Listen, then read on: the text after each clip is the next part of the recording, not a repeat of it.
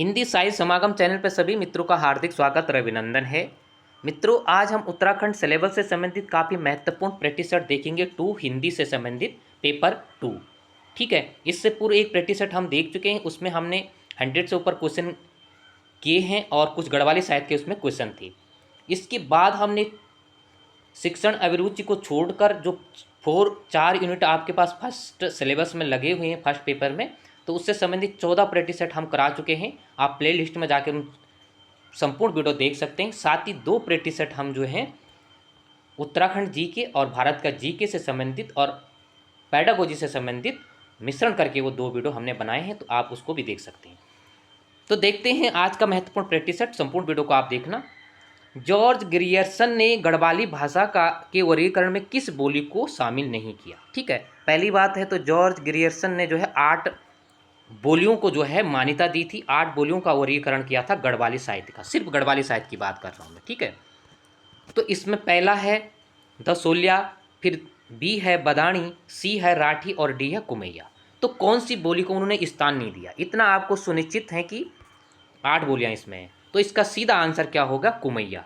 ध्यान रख लेना, यही गढ़वाली भाषा और कुमाऊनी भाषा, आपको पता है कि गढ़वाली भाषा को 4 वर्गों में रखा, पहले पूर्व, पश्चिम, उत्तर, दक्षिण, और फिर उनका बोलियों का आधार कितना माना?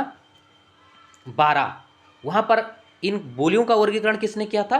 तिल्लोचन ने किया था, तिल्लोचन ने किया था। जबकि गढ़वाली बोली का किसने किया था? जॉर्ज ग्रियर्सन ने किया था। ठीक है, दोनों में एक ही बात कॉमन है कि वहाँ पर कुमैया है।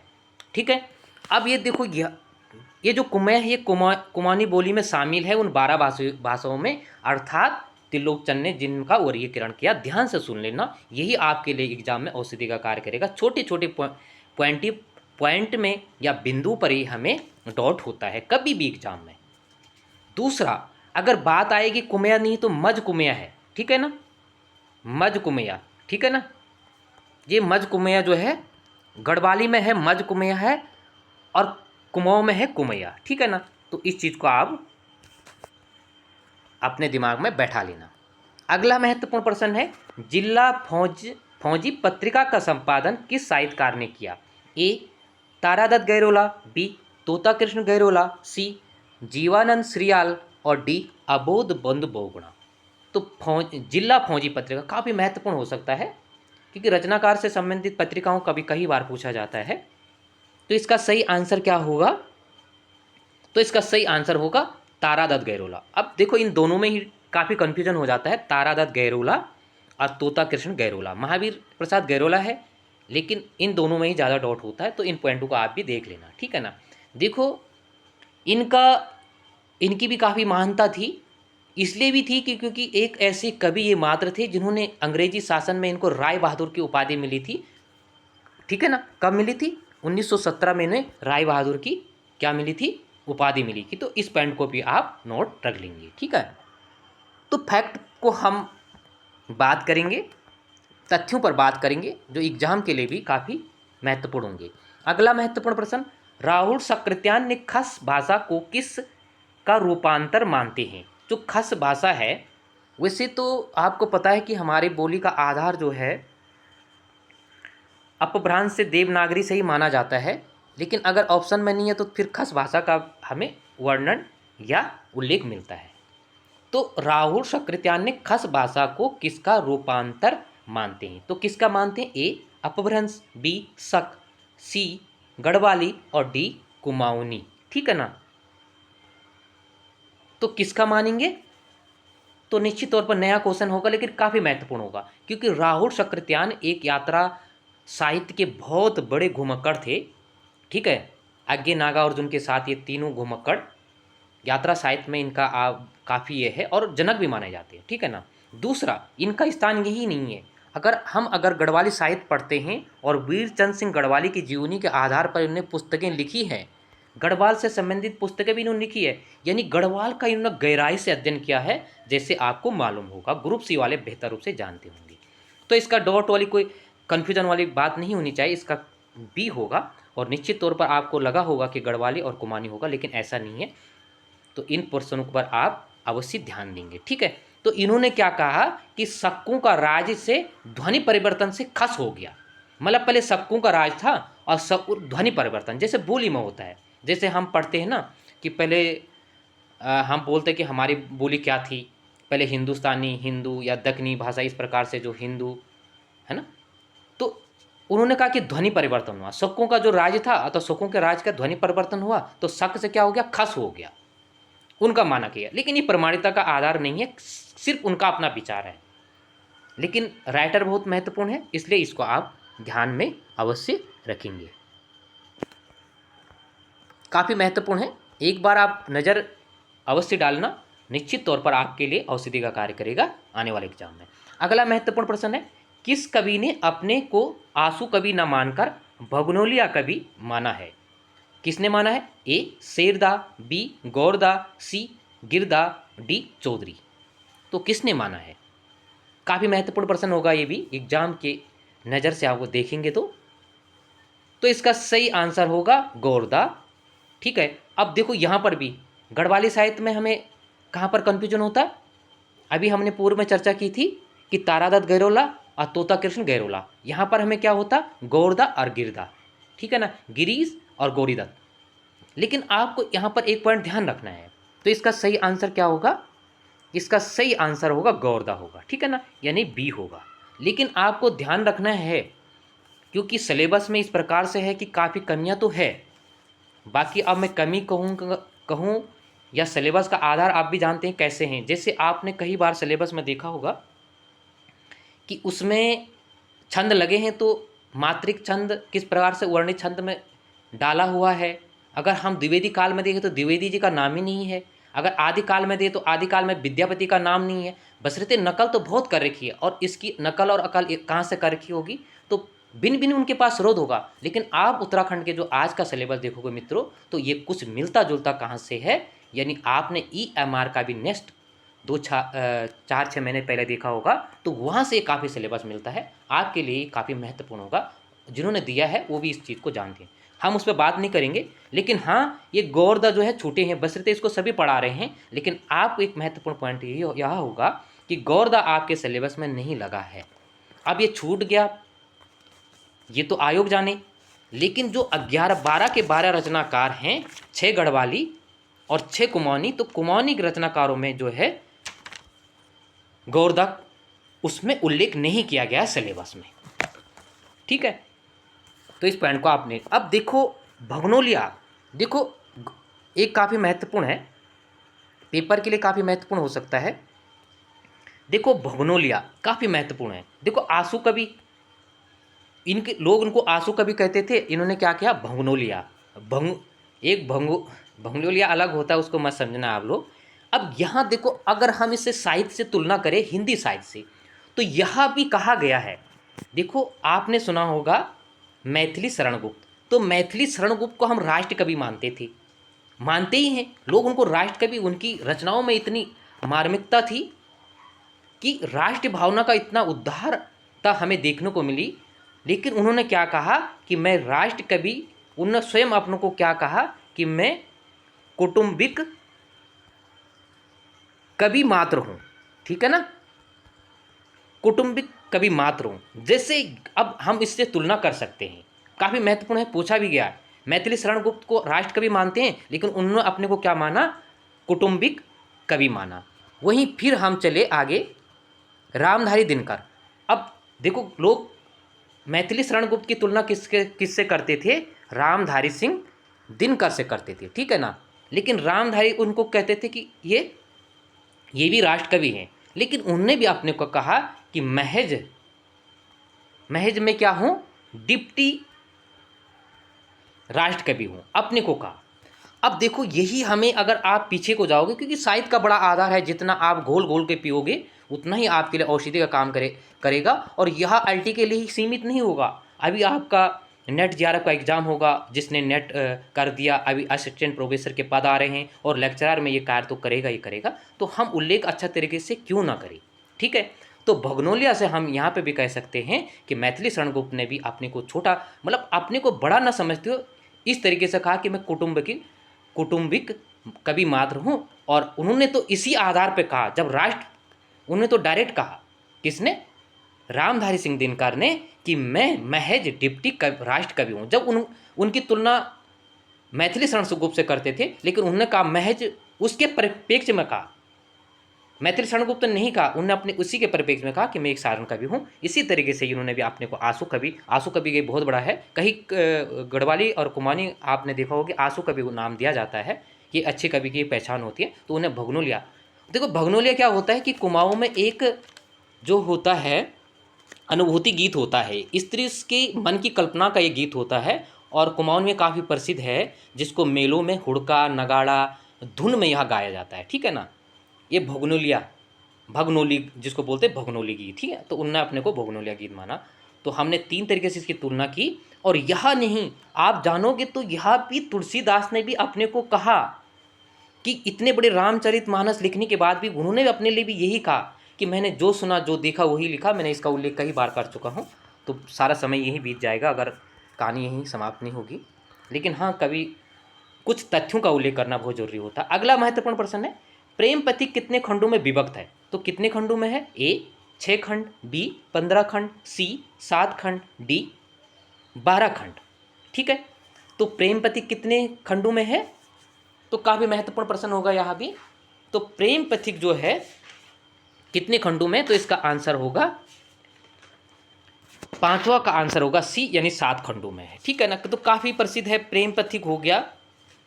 ये रचना आपको मालूम होनी चाहिए, प्रेम पथिक जो है तोता कृष्ण गैरोला की है। किसका है?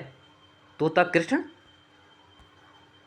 गैरोला की, ठीक है ना। वहीं तारादत्त गैरोला की सदैव गीत भी काफ़ी प्रसिद्ध है 1921 की। अगर हम भूमियाल की बात करें तो भूमियाल जो है उसमें 15 सर्ग हैं, अबोध बंद बहुगुणा की हैं, ठीक है ना। ये किस में है? ये भूमियाल में है, ठीक है ना। तो इन पॉइंटों को भी हम याद करेंगे, देखेंगे जरूर, क्योंकि क्वेश्चन सिंपल भी बनेगा मित्रों, और 203 ही क्वेश्चन बनेंगे, ये आप भी जानते हैं कि सिलेबस के हिसाब से। आगे महत्वपूर्ण प्रश्न है, कुमाऊनी के लिखित साहित्य को कितने चरणों में बांटा गया है? ए 4 चरण, बी 5 चरण, सी 12 चरण, और डी 3 चरण, ठीक है ना। अब यहाँ पर भी एक काफ़ी महत्वपूर्ण है, इस पॉइंटों को भी आपने देखना है। फैक्ट टू फैक्ट क्वेश्चन बनाने की कोशिश की गई है, ये आप लोगों को भी मालूम होगा। बस तथ्यों को आपने देखना है, रटना नहीं है। आप जिस हिसाब से देखोगे आपकी स्मृति में जगना चाहिए। तो इसका सही आंसर क्या होगा? कहे क्या रहा है, लिखित साहित्य की बात कर रहा है, पॉइंट को नोट पकड़ लेना। तो लिखित साहित्य की बात करेगा तो इसमें निश्चित तौर पर क्या आएगा? डी आएगा, यानी 3 प्रकार का आएगा। नोट कर लेना, काफ़ी महत्वपूर्ण प्रश्न है। अगर कहेगा कि अभिलेखों के आधार पर, अभिलेख के आधार पर आएगा तो 4 आएगा। और गढ़वाली साहित्य की बात अगर आएगी कि गढ़वाली साहित्य को पढ़ने की दृष्टि से कितने भागों में बांटा गया है, तो 5 भागों में बांटा गया है, ठीक है। 12 भागों में भी मैं चर्चा कर चुका हूँ कि 12 भागों में जो है त्रिलोचन ने 12 भागों में क्या कर, 12 बोलियों में जो है पहले 4, उसके बाद 12 बोलियों में क्या बांटा था? कुमाऊनी भाषा को बांटा था, ठीक है ना। अगला महत्वपूर्ण प्रश्न है, काफी महत्वपूर्ण है, घुगती त्यार बेटी हरिया आषाढ़ बेटी घुगती त्यारा, यह प्रसिद्ध और लोकप्रिय पंक्ति किस कविता की है? ए जागर, बी ऊ जंगल काहूँ गया, सी निसास, और डी मैती मुलुक, ठीक है। आपको बताना चाहूँगा कि देव की महारा की यह कविताएं हैं और काफ़ी मार्मिक कविताएं उनकी हैं। तो किससे लिया गया है, ठीक है ना। घुगती त्यारा बेटी हरिया आषाढ़ा बेटी घुगती त्यारा, उड़ी जाला हंसी ईजू उड़ाला पराणा, हुई जाले भेटी ईजू समुंदर पारा, लोटी लोटी ओलू ईजू कतु कतु बारा, डेली के जमाना ईजू करियो बिचारा। काफ़ी मार्मिक कविता हैं, अगर पूरी सिलेबस में आपको जानोगे तो यह कविता आपको काफ़ी मार्मिक लगी। तो निश्चित तौर पर आप साहित्य के अभ्यर्थी हैं तो आपको एक बार इस कविता को पढ़ना चाहिए। तो इसका आंसर क्या होगा? इसका आंसर होगा डी, यानी मैती मुलुक। तो देखो, घुगती त्यारा बटी हरिया आषाढ़ा बटी घुगती त्यारा, देखो लफ्ज तो गढ़वाली कुमाऊनी के साथ गढ़वाली का आ रहा होगा, तो आप अपनी बोली के आधार पर इसको देख सकते हैं। तो यहाँ पर क्या हुआ था कि मैती मुलुक जो उनकी रचना है, तो वहाँ पर एक जब बेटी अपने मुल्क ससुराल के लिए जाती है तो काफ़ी मार्मिक यह कविता है। तो उसके मन में ये भाव आते हैं कि समुंदर पार एक नदी के पार ही माँ मेरा ससुराल है, और मैं किस प्रकार से जाऊँ, यहाँ के रास्ते टेढ़े मेढ़े हैं। देखो, वास्तविकता जीवन का यही आधार है कि आज भी पगडंडियों के सहारे हमें चलना पड़ता है गांव में, जहाँ पर पहाड़ हैं, चट्टानें हैं, नदी हैं, किन किन परिस्थितियों से हमें गुजरना पड़ता है। तो यही उल्लेख एक बेटी ने अपनी माँ से की कि माँ, आखिर अपने ससुराल में काफ़ी परिस्थितियाँ हैं, और बेटी या अगर बालक भी हो तो पिता से ज़्यादा बातें अपनी माँ से करता है। वो सब बातें बताने की कोशिश करता है अपनी माँ से, कि जो उसकी भावनाएं रहती है दिल में, मन में, ठीक है। और यहाँ तक वो कह देती है इस कविता में कि माँ, शत्रु के घर में जाना, कन्या पैदा ना हुए, क्योंकि अपने कष्टों को बाय कर रही है वो बालिका, ससुराल जाने का उल्लेख कर रही है। तो इसी में उसने कहा कि घुघती त्योहार, जो त्यौहार है आषाढ़ से लेकर हरेला, घुघती और हरेला त्यौहार कुमाऊं में काफ़ी प्रसिद्ध है, ठीक है। तो इसका अर्थ है कि घुघती का जो त्यौहार है आषाढ़ से लेकर हरेला का त्यौहार तक, तथा आषाढ़ से लेकर हरेला घुघती त्यौहार तक मेरे प्राण रूपी हंस उड़ जाएंगे। क्योंकि बार बार पहले क्या होता था, जैसे पर्व त्यौहार आ जाते थे तो हमें ऐसा लगता था कि नया जीवन आ गया है, क्योंकि काफ़ी कम ऐसे पर्व त्यौहार मेले देखने को मिलते थे जहां अपने परायों को मिलने का एक आधार होता था। और आप साहित्य वाले इसको अच्छी तरह से समझ सकते हैं। और उसके बाद उसने कहा कि माँ, इतने कष्टों के बाद भी मेरे प्राण उड़ जाएंगे, लेकिन हे माँ, मैं समुद्र के पार भी तुमसे भेंट तब भी करूँगा। और अंतिम पंक्तियों में ऐसी मार्मिक पंक्तियाँ हैं कि लौट लौट कर भी आऊँगा माँ, लेकिन कितनी बार मैं आऊँगा, और हर बार जन्म दोगी मेरी माँ, यह विचार करना। तो लास्ट में वह यह कहती है कि माँ, फिर भी अगर इतने कष्ट हैं तो फिर भी आप मुझे जन्म दोगी। लेकिन इसमें वेदना यह नहीं कि लड़की का ससुराल जाने का, इसमें वेदना यह भी है कि माँ एक बेटी अपनी माँ के लिए किस प्रकार की भावना व्यक्त कर रही है। वो बीच में यह भी कहती है कि तू चिंता मत करना, अपने को अकेले मत समझना, ठीक है। और निश्चित तौर पर आप साहित्य वाले हैं तो एक बार निश्चित तौर से आप पढ़ेंगे तो आपको खुद ही ऐसा लगेगा, पूरा उत्तराखंड साहित्य में एक ऐसी कविता लगेगी कि जहाँ हमने। और यह वेदना यही नहीं है मित्रों, क्योंकि साहित्य के आप क्षेत्र हैं, पढ़ रहे हैं, तो निश्चित तौर पर यह वेदना आपको निराला की सरोद स्मृति में भी मिलेगी। यहाँ लड़की माँ और बेटी का संवाद होता है। वहाँ पर एक जो है पिता, 1935 की रचना जो सरोज स्मृति थी, और सरोज स्मृति तो एक वास्तविकता के आधार पर थी। उसमें क्या होता है, जो सरोज स्मृति है वो 1935 की थी, ठीक है ना। देखो, उनकी जो पत्नी थी निराला जी की, उनका भी देहांत हो जाता है। उसके बाद 18 साल बाद एक इकलौती पुत्री जो है उनका भी देहांत हो जाता है। और इस रचना इतनी इस ख्याति इस रचना ने प्राप्त की कि इसको भारतवर्ष में नहीं, हिंदी साहित्य में नहीं, दुनिया के साहित्य में शोक, एक लोकप्रिय शोक गीत के नाम से जाना जाता है। अब मैं तुलना इस आधार पर नहीं कर रहा हूँ कि इसकी तुलना क्या है, लेकिन हाँ, निश्चित तौर पर आप इसकी तुलना कर सकते हैं कि ऐसी कविताओं का भी आधार होता है। तो कहने के लिए तो बहुत कुछ है, क्योंकि आप जब घोट घोट के आप साहित्य को पियोगे तो निश्चित तौर पर आपको भावनाएं जगनी एक लाजमी है। तो आगे हम देखते हैं कि नारी विषयक दृष्टिकोण में छायावादी प्रभाव परिलक्षित होते हैं। तो किस कविता में होते हैं? ए प्यास, बी मैती मुलुक, और इसमें ऐसा कर देना, इसको डैश कर देना, अंगवाल, और डी चौमासी ब्यो। तो छायावादी दृष्टिकोण किस में परिलक्षित होते हैं, किस कविता में हमें मिलते हैं? तो इसका सही आंसर क्या होगा? नारी दृष्टिकोण किस में होते हैं? तो यह प्यास में होंगे, ठीक है ना। प्यास किसकी है? चंद्रलाल वर्मा चौधरी की रचना है, ठीक है ना। तो इसमें छायावाद के रूप जो है परिलक्षित होते हैं। आगे अब हम हिंदी से संबंधित इसमें क्वेश्चन देखेंगे। काफ़ी डिस्कस हो चुका है, क्योंकि 60+ क्वेश्चन पूरे करने हैं तो ज़्यादा समय नहीं लेंगे, हम डायरेक्ट क्वेश्चन करेंगे। साहित्य प्रत्येक देश की जनता की चित्तवृत्तियों का प्रतिबिंब है, यह कथन किसने कहा? तो यह आप जानते हैं कि काफ़ी प्रसिद्ध है। लोग किसने कहा था? रामचंद्र शुक्ल ने कहा था। डायरेक्ट क्वेश्चन करेंगे। रामचंद्र शुक्ल ने आधार काल को वीर गाथा काल नाम दिया, क्योंकि किस नाम क्यों दिया उन्होंने आधार काल? तो इसका सीधा सीधा आंसर होगा सी, इस काल में वीरता का वर्णन की प्रवृत्तियां प्रधान थी, ठीक है ना। काफ़ी महत्वपूर्ण प्रश्न है इसमें साहित्य के, और एक रिवीजन होता है। देखो आजकल थोड़ा सा जो 10-12 घंटा अध्ययन था अभ्यर्थियों का, तो निश्चित तौर पर मैं मानना चाहूँ, अपने से भी मैं यह आकलन मैंने किया कि 50% लोगों ने अपना अध्ययन को जो है कम कर दिया। लेकिन आप निरंतर करें, कुछ ना कुछ प्रैक्टिस सेट या कुछ ना कुछ अपनी गतिविधियों को जारी रखें।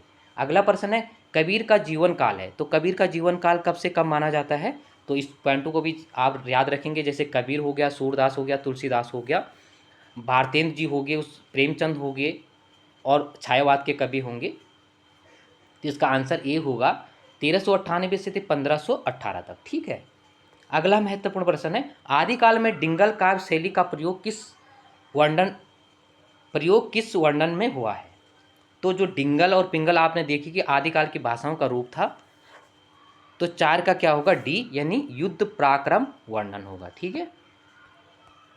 आप फिर देख लेना, इसको रोक रोक के आप देख सकते हैं अगर आपको थोड़ा दिक्कत है साहित्य में। अगला प्रश्न है रामचंद्र शुक्ल ने अनुसार भक्ति काल का समय माना, तो रामचंद्र शुक्ल ने भक्ति काल का समय क्या माना? तो संवत 1375 से 1700 माना था। इसमें संवत कर देना। ठीक है। अगला महत्वपूर्ण प्रश्न है छठा, कुतुबन की रचना का नाम है, तो कुतुबन की रचना का क्या नाम है? तो मिर्गावती है। ठीक है। अगला महत्वपूर्ण प्रश्न है निम्नलिखित में से कठिन काव्य का प्रेत कहा जाता है, तो किसको कहा जाता है? तो इसका आंसर होगा डी, यानी केशव दास को कहा जाता है। अगला प्रश्न है बिहारी किस राज्य के आश्रित कवि, बिहारी किस राजा के आश्रित कवि थे? तो बिहारी किस, आप जानते हैं कि बिहारी, अब देखो ये 4 कवि लगे हैं, इसको आपने देखना है, एक भूषण लगा हुआ है, एक केशव लगे हैं, एक बिहारी लगे हैं, ये आपके सिलेबस में जो है, और एक घनानंद लगे हैं। ठीक है ना, यानी रीतिकाल में 4 कवि लगे हैं, तो इनको भी आपने महत्वपूर्ण थोड़ा बेहतर ढंग से आपने देखना है।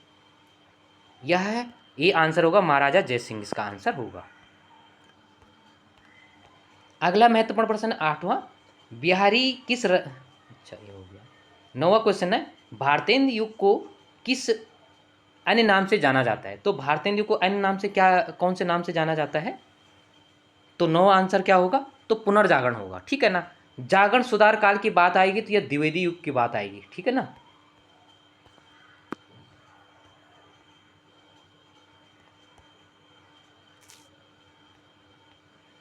अगला है हिंदुस्तान का उद्घोष किसने किया था? तो किसने किया था?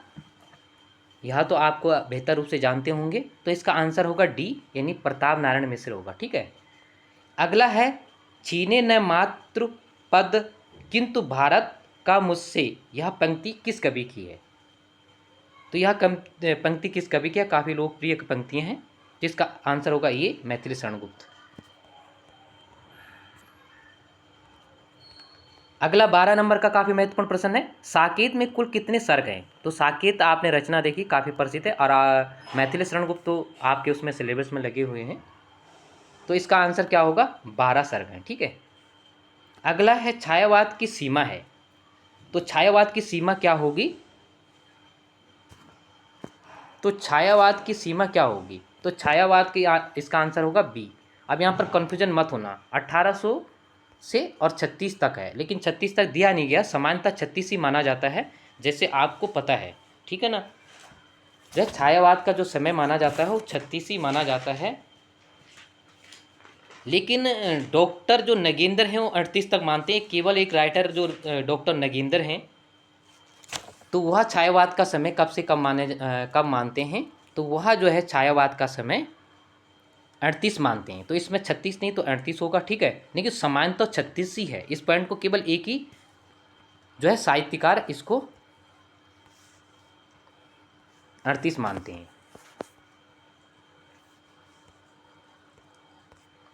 अगला है 14 नंबर का प्रश्न, कौन सी कृति निराला की नहीं है? ए अनामिका, बी सरोज स्मृति, सी राम की शक्ति पूजा, और डी नीरजा।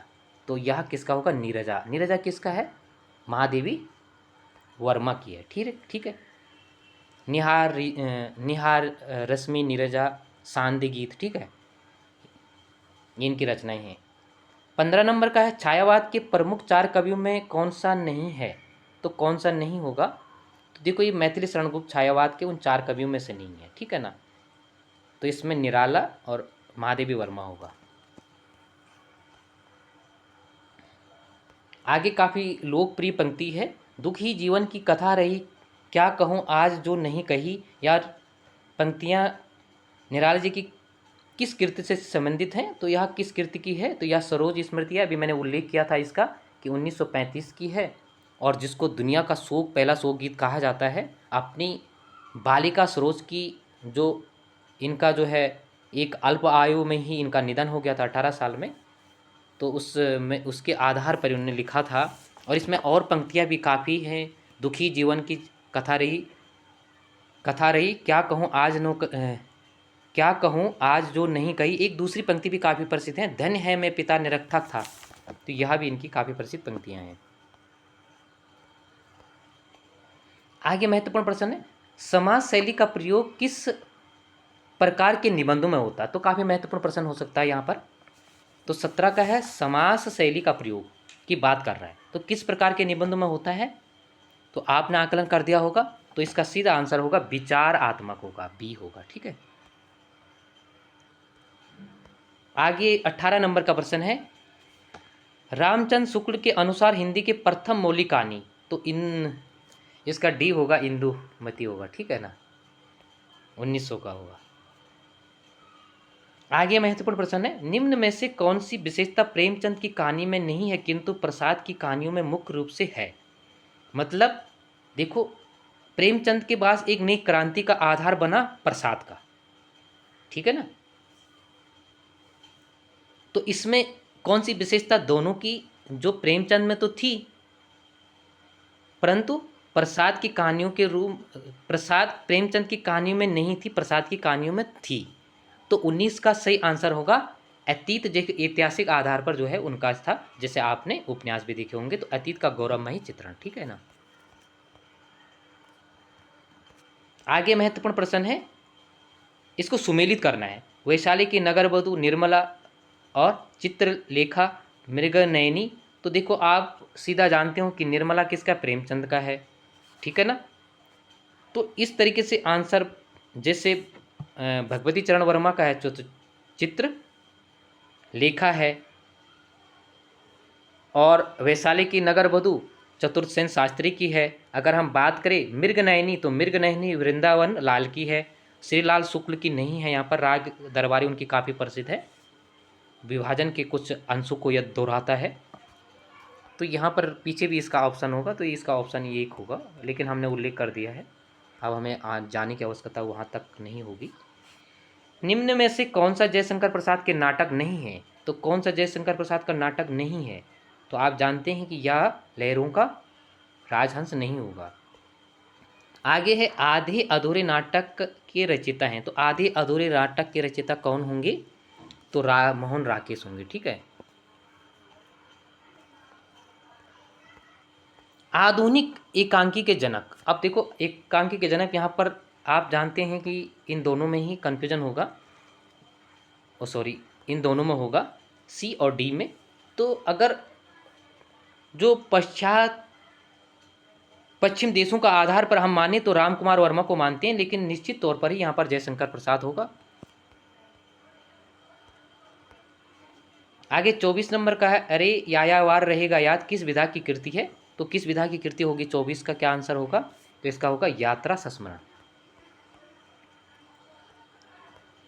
25 नंबर का, आवारा मसीहा जीवनी किसके जीवन पर आधारित है। तो ये किसके जीवन पर आधारित है, आप जानते हैं कि किसके जीवन पर आधारित होगी।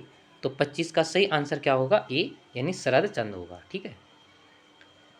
महत्वपूर्ण है, पद के साथी किस लेखक की कृति है। तो आप जानते हैं कि किसकी है, महादेवी वर्मा। तुलसीदास की विनय पत्रिका किस भाषा में लिखी गई है। तो जो विनय पत्रिका है किस भाषा में लिखी गई है, तो अवधी भाषा में लिखी गई है।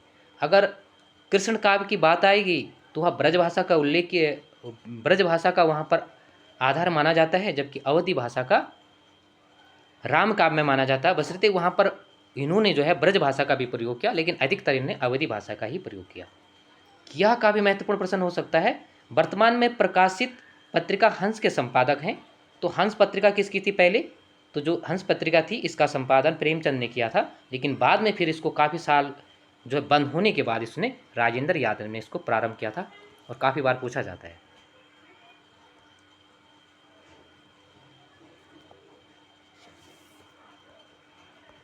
आगे है हिंदी। हिंदी है हम वतन है हिंदू सता हमारा। पंक्ति में हिंदी शब्द का अर्थ है, तो पंक्ति में हिंदी शब्द का क्या अर्थ होगा? तो देशवासी होगा, डी। आगे है निम्नलिखित में से कौन विषम संयोजन है, मतलब कौन सा सही सुमेलित नहीं है? तो इसमें से क्या होगा? आपने आकलन कर दिया होगा 30 का, तो 30 का होगा क्या होगा? सी, यानी राजस्थानी हिंदी मैथिली भाषा नहीं होगी, ठीक है ना, मैथिली भाषा राजस्थानी भाषा का नहीं होगा। देखो एक रिवीजन बेहतर रूप से होगा, वैसे तक कोई काफ़ी क्वेश्चन आपके आ रहे होंगे, लेकिन निश्चित तौर पर जैसे जैसे आप क्वेश्चन करोगे तो काफ़ी क्वेश्चन आपके पहुंच से दूर भी होंगे, तो यही एक रिवीजन का आधार है कि आपको जरूर हफ्ते में 2 से 3 प्रैक्टिस सेट लगानी चाहिए। मानक हिंदी का विकास हुआ है, तो मानक हिंदी का विकास किससे माना जाता है? तो इसका आंसर होगा ए, डी होगा, यानी खड़ी बोली से। 32 नंबर का है संविधान के किस अनुच्छेद में हिंदी को राजभाषा का दर्जा दिया गया है? तो किस अनुच्छेद में दिया गया है? तो इसका आंसर होगा यानी बी 343, 32 का।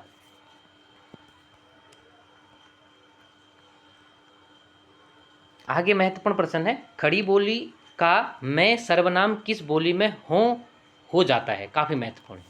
जो मैं सर्वनाम है खड़ी बोली में हो किस बोली में हो जाता है?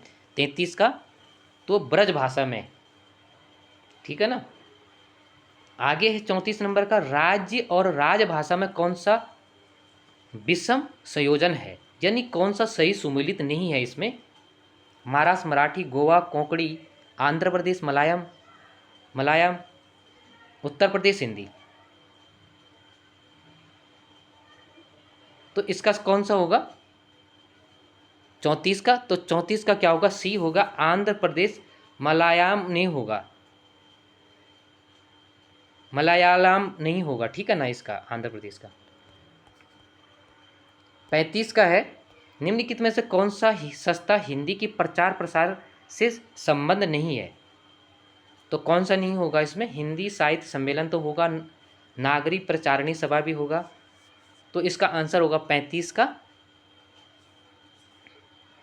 हिंदी के प्रचार प्रसार की बात कर रहा है, संबंध नहीं है, तो इसका इसमें से कोई नहीं होगा। इसमें से आर सभी होगा, इसमें से ऑप्शन नहीं दिया गया है। सरस्वती पत्रिका के संपादक थे, तो सरस्वती पत्रिका के संपादक कौन थे? तो आप जानते हैं कि महावीर प्रसाद द्विवेदी, इसका आंसर सी होगा। 37 नंबर का प्रश्न है, उर्दू किस भाषा का शब्द है? तो उर्दू किस भाषा का शब्द है, काफ़ी महत्वपूर्ण है। तो उर्दू किस भाषा का शब्द होगा 37 का? तो इसका ए आंसर होगा तुर्की का।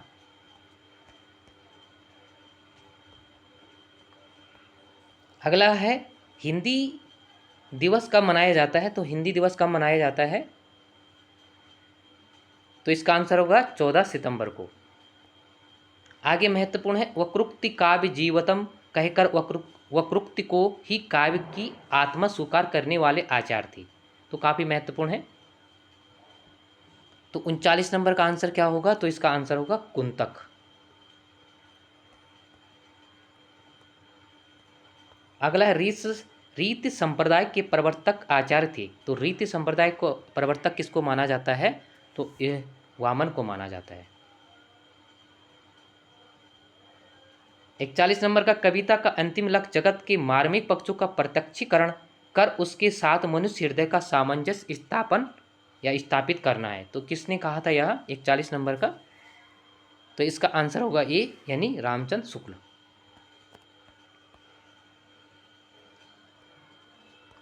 आगे महत्वपूर्ण है, विवाह अनुभव व्यभिचारी संयोग दृश्य निष्पत्ति, यह रस सूत्र किस आचार्य ने दिया है?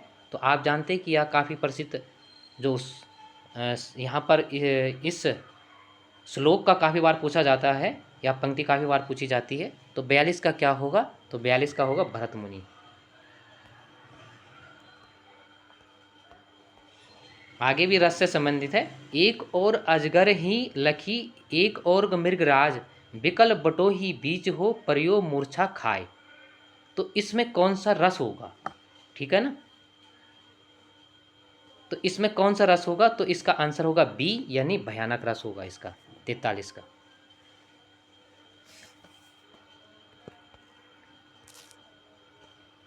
आगे महत्वपूर्ण है। तो रूपक अलंकार कब होता है? तो रूपक अलंकार कब होता है? जब क्या होता है? जब जहां उपमेय में उपमान का आरोप हो, यानी डी। इसका आंसर होगा 44 का डी। 45 है, काफी महत्वपूर्ण है। नहीं पराग नहीं मधुर मधु, नहीं विकास यही काल, अली कली हो सो बंद्यो, आगे कौन हवाल। तो यह दोहा में कौन सा अलंकार होगा? तो इस दोहा में 45 में कौन सा अलंकार होगा? तो अनुयुक्ति होगा यहाँ पर, ठीक है ना। अनुयुक्ति, समासोक्ति, वक्रोक्ति, ये अलंकार आपके सिलेबस में लगे हुए हैं। उस छंद का नाम बताइए जिसके विषम चरणों में 11-11 मात्राएं होती हैं और सम चरण में कितनी मात्राएं होती हैं? 13-13 होती हैं। तो ध्यान से इस क्वेश्चन को करना। चौपाई, दोहा, सरोठा और रोला। तो क्या होगा इसका? 46 का। तो इसका सही आंसर होगा सरोठा होगा, ठीक है ना। अगर ये 13 की बात करता है तो तब क्या आता है? दोहा का उल्टा सरोठा।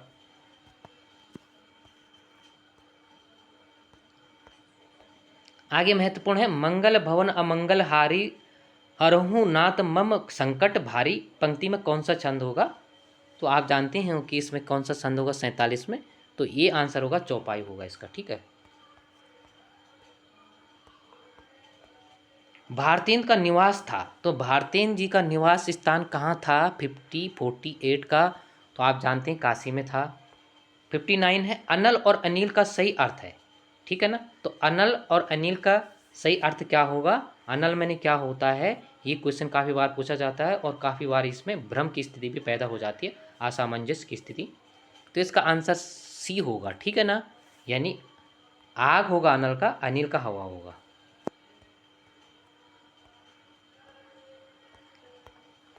निम्नलिखित में से कौन सा शब्द अंग्रेजी का नहीं है? तो अंग्रेजी का शब्द कौन सा नहीं होगा 50 का? तो डी, इनमें से कोई भी नहीं है अंग्रेजी का, ठीक है। इसमें से सभी होगा, ये डी दिया गया है इसमें। आगे हैं, ये आपने शब्द देखने की किस भाषा के शब्द हैं। जैसे दरबारी है, तो दरबारी शब्द किस भाषा का होगा? तो इसका ए होगा फारसी भाषा का। 52 है, किस्मत शब्द किस भाषा का होगा? तो किस्मत शब्द जो होगा यह किसका होगा? अरबी भाषा का होगा। सरदार शब्द किस भाषा का होगा? सरदार। तो काफ़ी महत्वपूर्ण शब्द हैं इसमें। तो 53 का क्या होगा? सरदार शब्द किसका होगा? 53 का। तो यह होगा फारसी का। सरदार का मतलब बिल्कुल भी नहीं कि अंग्रेजी का होगा या पंजाबी का होगा, ठीक है। और रिक्शा शब्द होगा। तो रिक्शा शब्द किस भाषा का होगा? तो रिक्शा शब्द काफ़ी बार आता है और जिस भाषा का शब्द है, एक ही दो शब्द इस भाषा के हैं, तो रिक्शा शब्द जापानी शब्द है, ठीक है। तो दोस्तों आज के लिए इतना ही, और काफ़ी अच्छा मिश्रण करने की कोशिश की गई थी। और तो इसी तरीके से लगातार प्रैक्टिस लाने की कोशिश करेंगे। हिंदी को भी देखो, हिंदी भी आपको देखनी पड़ेगी, क्योंकि फर्स्ट पेपर के साथ साथ हिंदी आपको बहुत ज़रूरी देखना है, आपका रिवीजन होता रहे। क्योंकि यहाँ से 50 नंबर का है, अगर यहाँ से आप 35 से 40 लाते हो तो तब आपकी स्थिति फर्स्ट पेपर में अगर कम नंबर भी आते तो फिर भी आप इस एग्ज़ाम को अच्छी तरीके से फाइट कर सकते हो। और निश्चित तौर पर आपको साहित्य देखना चाहिए। साहित्य, अगर आप हिंदी वाले, तो साहित्य का मतलब यह नहीं कि आपने उपन्यासी देखने हैं, नाटक देखने हैं, चाहे गद्य हो पद्य हो, वो सारे साहित्य के अंतर्गत आ जाता है, ठीक है ना। तो आप एक साहित्य के अभ्यर्थी हैं तो ऐसा ना सोचे कि लिए हमारा मार्ग आगे के लिए अवरुद्ध होगा, बंद होगा। लेकिन इतना निश्चित है कि आपका मार्ग भी आगे के लिए प्रशस्त होगा। आप अपने को कम ना समझे, क्योंकि एक साहित्य, एक छोटे से बात मैं करना चाहूँगा, अगर आपके पास साहित्य आपने बेहतर से पढ़ा तो आपके पास शब्द भंडार आपका बढ़ जाता है। दूसरा, आपकी बोली का आधार बन जाता है। मैं इसलिए कह रहा हूँ कि काफ़ी देखो, हिंदी में सबसे ज़्यादा अभ्यर्थी होंगे और निकलेंगे केवल 2 से 300। लेकिन अपने लिए आधार ढूंढना चाहिए मित्रों। पहली बात, आप किसी विद्यालय में पढ़ते हैं, ठीक है, आप चाहे यूट्यूब में पढ़ाते हैं, ठीक है, आप चाहे कोचिंग सेंटर में पढ़ाते हैं, तो कहीं ना कहीं अपना मार्ग जरूर देखिए। लेकिन आप अगर साहित्य को बेहतर रूप से अगर समझते हैं तो आपका शब्द भंडार होगा, आपकी बोली भाषा अच्छी होगी, तो आप कहीं पर भी पढ़ा सकते हैं। आप स्कूल में पढ़ा सकते हैं, आप कोचिंग सेंटर में आप पढ़ा सकते हैं। आपकी जिज्ञासा होनी चाहिए और आपकी डूब कर आपको पढ़ना चाहिए। और निश्चित तौर पे आपके अंदर कुछ करने की है तो आप यूट्यूब पर भी अपना भविष्य बना सकते हैं, ठीक है। तो ऐसा ना सोचें कि आगे क्या होगा, जो भी होगा बेहतर होगा, लेकिन उस बेहतर के लिए आपको बेहतर करना होगा, ठीक है। ऐसा ना सोचें कि अल्टी का एग्ज़ाम है तो हम फॉर्मेलिटी के लिए पढ़े। आप पढ़ो बेहतर रूप से, जितना पढ़ोगे उतना आपके लिए फ़ायदा होगा। आप यहाँ निकलोगे, कहीं ना कहीं से आपका जो आजीविका का सर्जन बेहतर रूप से होगा, लेकिन तभी होगा जब आप मेहनत करोगे, ठीक है। तो आज के लिए इतना ही। वीडियो को ज़रूर लाइक शेयर कीजिएगा। अगर आपको लगता है कि बेहतर है तो इसमें गुरेज मत कीजिएगा, लाइक शेयर कीजिएगा, अपने दोस्तों तक भी पहुंचाने का कष्ट कीजिएगा। जब आप एक दूसरे को देखोगे समझोगे तो तभी आपका मार्ग आगे के लिए प्रशस्त होगा। और हर किसी व्यक्ति से शिक्षा मिलती है, चाहे कोई भी हो, ठीक है। तो आज के लिए इतना ही। धन्यवाद।